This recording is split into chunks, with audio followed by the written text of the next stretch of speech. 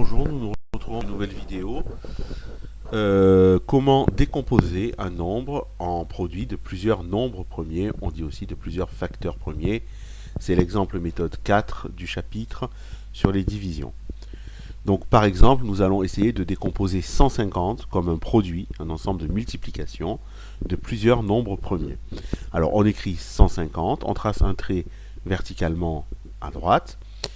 On va tester donc tous les nombres premiers inférieurs à 30, savoir s'ils sont divisibles, s'ils sont des diviseurs de 150 en commençant par le plus petit, c'est-à-dire 2. Donc vous avez ici la liste des nombres premiers inférieurs à 30. Alors inférieur à 30 parce qu'en cinquième on vous demandera jamais plus. Bien entendu, les nombres premiers ne s'arrêtent pas à cela, il y en a beaucoup plus. Donc on va tester si 150 est divisible par 2, qui est le plus petit nombre premier. Donc oui, puisqu'il se termine par 0. Et 150 divisé par 2, donc j'écris 2 à droite. 150 divisé par 2, ça donne 75. Je mets 75 en dessous 150. Je continue, je teste encore si 75 est encore divisé par 2. La réponse est non, puisqu'il se termine par 5. Donc à partir de là, je vais barrer 2 dans ma liste des nombres premiers. Et je vais tester s'il est divisible par le suivant, c'est-à-dire 3.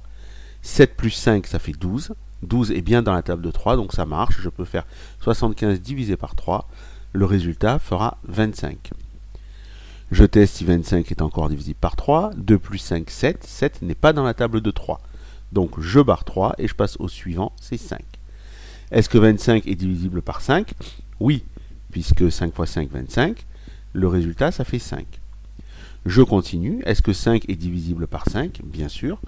5 divisé par 5, ça fait 1. Et enfin, 1 est divisible uniquement par 1.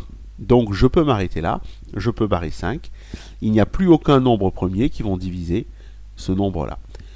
À partir de là, je sais que 150 va pouvoir s'écrire 2 fois 3 fois 5 fois 5.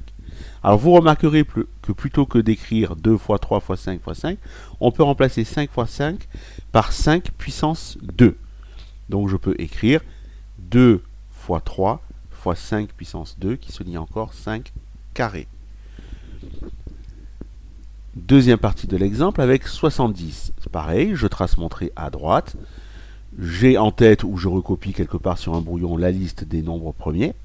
Et je regarde, est-ce que 70 est divisible par 2? Oui, puisqu'il se termine par 0.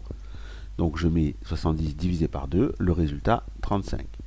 35 n'est pas divisible par 2, donc je peux barrer 2. Est-ce que 35 est divisible par 3? 5 et 3, 8. 8 n'étant pas dans la table de 3, je peux barrer 3.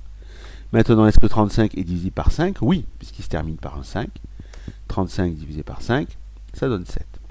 7 n'est pas divisible par 5, donc je peux barrer 5. En revanche, 7 va être divisible par 7.